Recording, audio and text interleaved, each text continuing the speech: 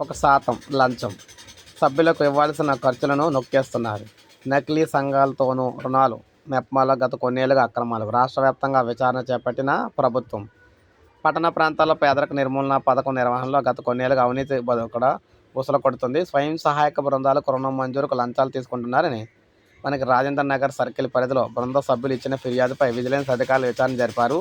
ఈ పథకంలో మంజూరు చేసే ప్రతి లక్ష రుణానికి 1% చొప్పున అంటే 1000 లంచం తీసుకుంటున్నట్టు తేలింది. రాష్ట్ర వ్యాప్తంగా ఇదే పరిస్థితి ఉన్నట్లయితే తెలుస్తుంది.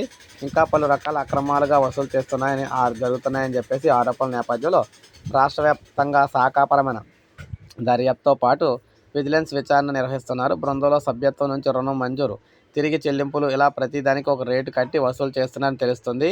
ఆ మొత్తాన్ని పై స్థాయి వరకు అదేవిధంగా రుణాలు తిరిగి చెల్లించాలని ఒత్తిడి చేయకుండా ఉండేందుకు కూడా బ్యాంకు సిబ్బందికి వాటాలుగా చెల్లిస్తున్నట్టు తేలింది.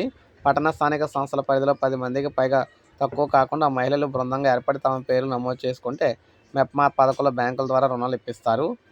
ఈ రుణాలతో వారు వ్యాపారాలు ప్రారంభించి ఆదాయం పొందాలనేది లక్ష్యం. ప్రస్తుతం రాష్ట్రంలో మనకి చూసుకున్నట్లయితే 4,33,000 స్వయం సహాయక బృందాలు మనుగడలో ఉన్నాయి. ఒక్కో బృందానికి కమ్యూనిటీ ఆర్గనైజర్, సిఓ, ఒక్కో పట్టణంలోని బృందాలపై టౌన్ మిషన్ కోఆర్డినేటరు, వారిపై ప్రాజెక్ట్ డైరెక్టర్, మిషన్ డైరెక్టర్ ఉంటారు.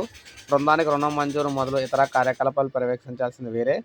కింది స్థాయిలో పోస్టులన్నింటిలో అవుట్సోర్సింగ్ లేదా కాంట్రాక్ట్ ఉద్యోగులే ఉన్నారు. రాష్ట్ర వ్యాప్తంగా మనం చూసుకున్నట్లయితే గత సంవత్సరంలో దాదాపు 78,000 బృందాలకు 160 కోట్లు మంజూరు చేశారు. ఇందులో 1% అంటే దాదాపు 1.6 కోట్లు పైమాట ఇలా లంచాలుగా వెళ్ళాయని అంచనా.